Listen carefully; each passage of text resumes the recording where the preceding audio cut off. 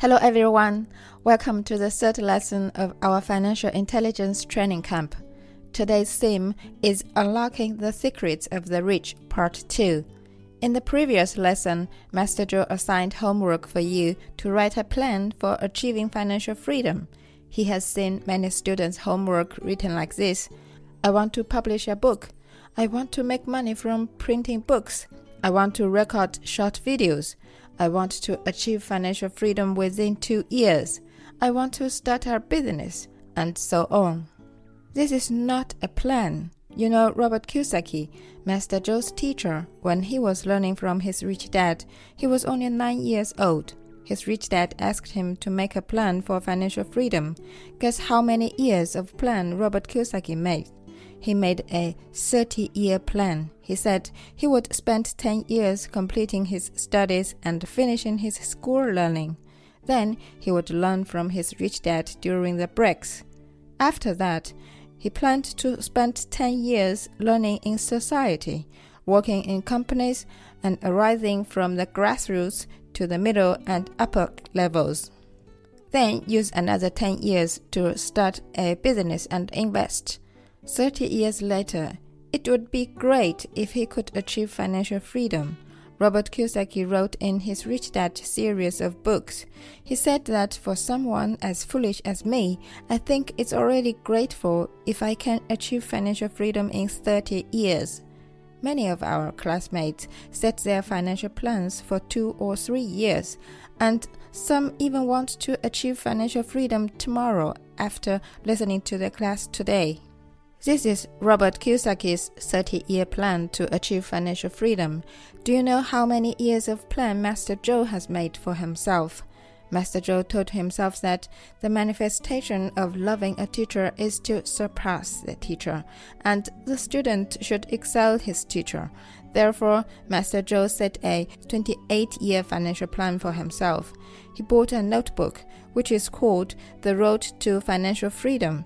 This notebook contains Master Zhou's plan for financial freedom, his balance sheet, cash flow statement, income and expenditure statement, and every expenditure of him.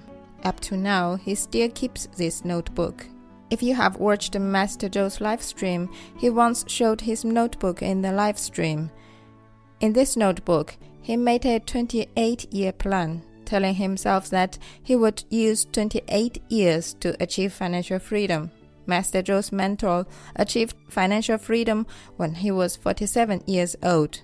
If Master Zhou could achieve financial freedom at 35, he would feel that he was already very good.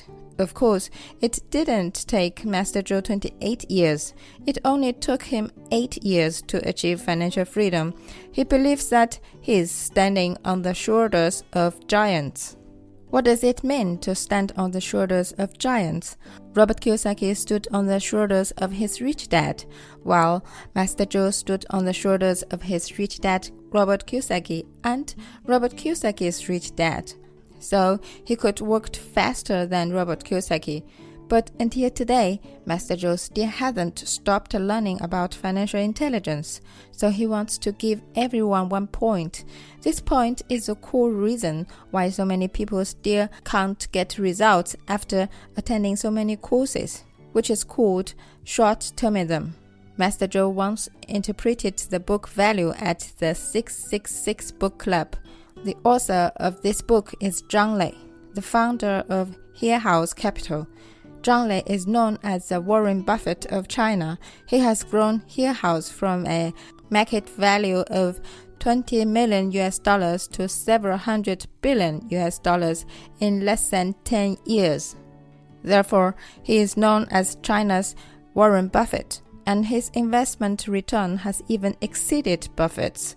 He has invested in Tencent, JD, Gree Electric Appliances, Ball Sockets, Bailey, and countless unicorn companies.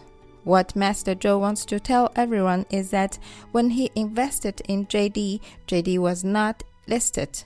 And when he invested in Tencent, Tencent was also not yet listed.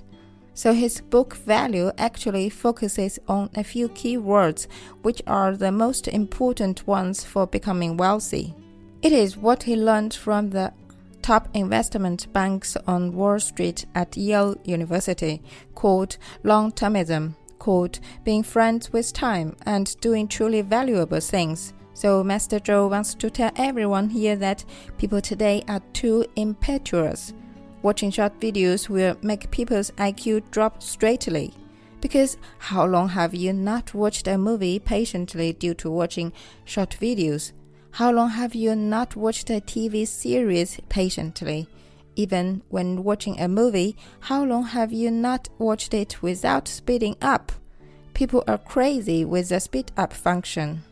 With short videos, this generation of children is being destroyed.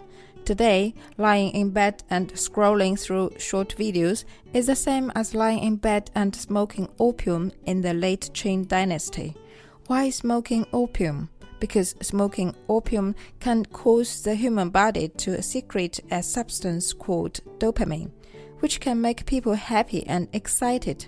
When we watch a movie or read a book, we only produce dopamine when we see something that brings us great gains.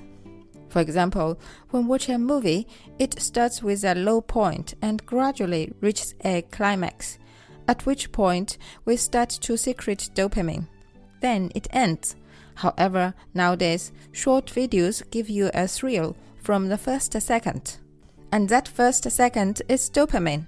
Watching another short video still gives dopamine. Therefore, your dopamine is secreted too quickly, making it extremely enjoyable and difficult to stop. At this point, when you try to read a book, the book doesn't start with a climax, so you can't even flip through it. As for watching movies, the build-up at the beginning is too long, and it's not enjoyable without reaching the climax. If you can't watch a movie all the way through and instead choose to watch short videos, you may find yourself getting excited as each clip brings you to a climax. However, Master Zhou wants to remind everyone that constantly watching short videos can lead to a significant decline in one's intelligence. You may lose the most precious thing needed to become wealthy. Do you know what that is? When Rich Dad was teaching 9-year-old Robert Kiyosaki, he emphasized how to avoid the biggest trap in life, the rat race. He once told a story about why A students in society often ends up working for C students. Why is it that those with good academic performance tend to be employees, while those who didn't do well in school or even dropped out of school end up as business owners? It's because when you can easily find a job, you go and look for it. Because finding a job to earn money is the most direct way. Those C-level students are not unwilling to find a job, but they can't find it. So they start their own business. Just like Jack Ma, if Mr. Ma had been able to find a job at McDonald's in his early years, he might have worked there. But they said he was too ugly and didn't want him, so he had to start Alibaba. If he had been hired back then, where would today's Jack Ma be? Right or wrong? So, what Master Zhou wants to tell all of you here today is that when a person finds a job too easily, they earn money, and after earning money, their desires and greed arise. They want to buy better cars, better houses, better suits, better consumer goods, and cosmetics. But in the end, they run out of money again, become afraid of money, and continue to work. An important sentence from Rich Dad is that their emotions have replaced their minds and are doing the thinking for them. They don't have time to think, and many people have lost their ability to think independently. They have become products of their emotions, afraid and indecisive. How many people want to quit their jobs, but when they look at their bills, they quickly go back to work? How many people want to start their own business, but when they think about their unpaid mortgages, they quickly go back to work? So, you are being kidnapped by your emotions and have become a slave to them. Do you understand? So, why are the poor different from the rich? The most important core is that the rich have the ability to think independently. If you can really think independently today, imagine which is more risky, working or starting a business. It must be working, not starting a business. Crew members find their job and they are taking risks with their lives, while those ship owners are only taking risks with their money. They use their money to buy ships and let the crew help them deliver goods overseas. If the ship capsizes, the crew will lose their lives, but the ship owners will only lose some money. Isn't that how it is? So when you understand this truth, everyone here, only by starting a business and becoming an entrepreneur or investing and becoming an investor, can you possibly achieve financial freedom? In financial intelligence, we divide people in this world into 4 types. The first difference between the poor and the rich is the way they earn money. The poor rely on earning money by selling their labor and finding a job, right? But what about the rich? The rich print money and create wealth. If you want to create wealth, let's take a look at the 4 types of people in this world who are respectively in the 4 quadrants of ESBI. 97% of people in the world work for money all their lives and become slaves to it, while 3% become masters of money. The 97% are either employees in the E quadrant or small business owners, freelancers, or shop owners in the S quadrant. Employees work for others, and opening a store is working for oneself. In any case, they have to work, and once they stop working, they will have no money. No matter how hard they try, they can only earn one kind of income called active income. While people on the right side, entrepreneurs in quadrant B and investors in quadrant I, can let money work for them. Let the system work for them. Let employees work for them. Let the top elites in the society work for them. And even let the government work for them. So Master Zhou wants to tell you that if you are an employee in the E quadrant, you will have neither time or money in your life. If you open a small shop in the S quadrant, you will have money when the shop is open and no money when it's closed. You will always be short of money and time. However, if you become an entrepreneur in the B quadrant, what is the biggest difference between B and S? It is that if the boss leaves the business for a year and the business fails, you are just a small business owner in the S quadrant. But if the boss leaves the business for a year and the business does better, you are an entrepreneur in the B quadrant. Wang Shi left Vanke, but Vanke is still alive. Edison left General Electric, but General Electric is still there, so they are entrepreneurs. Investors in the I quadrant let money work for them. So if we want to change our destiny, we must move from the left quadrant to the right quadrant. Financial intelligence teaches you how to start a business and become an entrepreneur, and how to invest and become an investor. Let's go back to the story of Robert Kiyosaki. After Robert Kiyosaki finished university, he found that he didn't know who to listen to. Both fathers give him different advice, you know? The first difference between the poor and the rich, have you remembered it?